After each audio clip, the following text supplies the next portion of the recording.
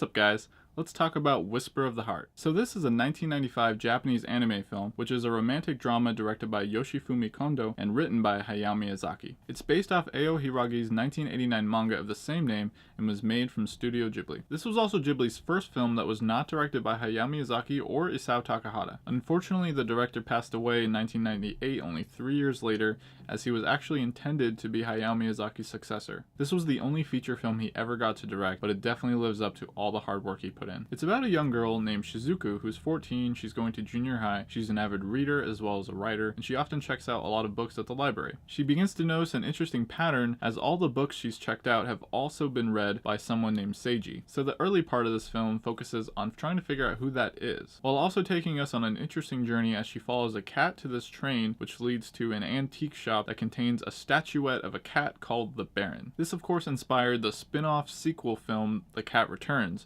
which I was very tempted to do a double review of both of these films. However, I really felt it was important to single them each out individually and give my thoughts on each one. Now, what I love about this movie is it's such a simplistic story, but there's so many fascinating things here that really get your attention. It has a great feel-good atmosphere. From the very beginning, I knew I was in for something I really wasn't sure what to expect. Right from the opening credits, we hear the classic song Country Roads Come On, written by John Denver and in this case performed by Olivia Newton-John. My first thought was, okay, that's interesting. I wonder why this song is being featured in this film. Well, it does actually play an interesting role as we see that Shizuku loves to transcribe music lyrics and change them. Now, I will tell you, anytime I think of this song, I am instantly reminded of this film, and it brings out such a joy.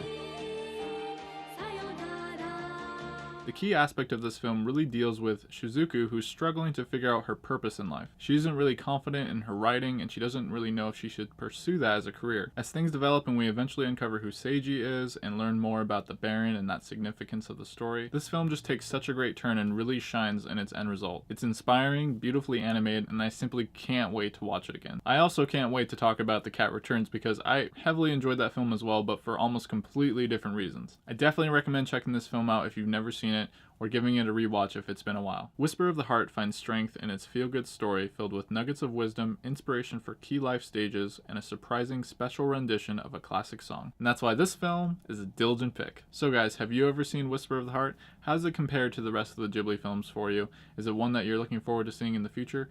And what do you like more, The Cat Returns or this one? I really hope we get to see this one as a future film in Studio Ghibli Fest. I would love to see it on the big screen. My name is Dylan, and if you enjoyed the review, subscribe to my channel while this video ends and send me a thumbs up before you go. Thanks for watching and stay diligent.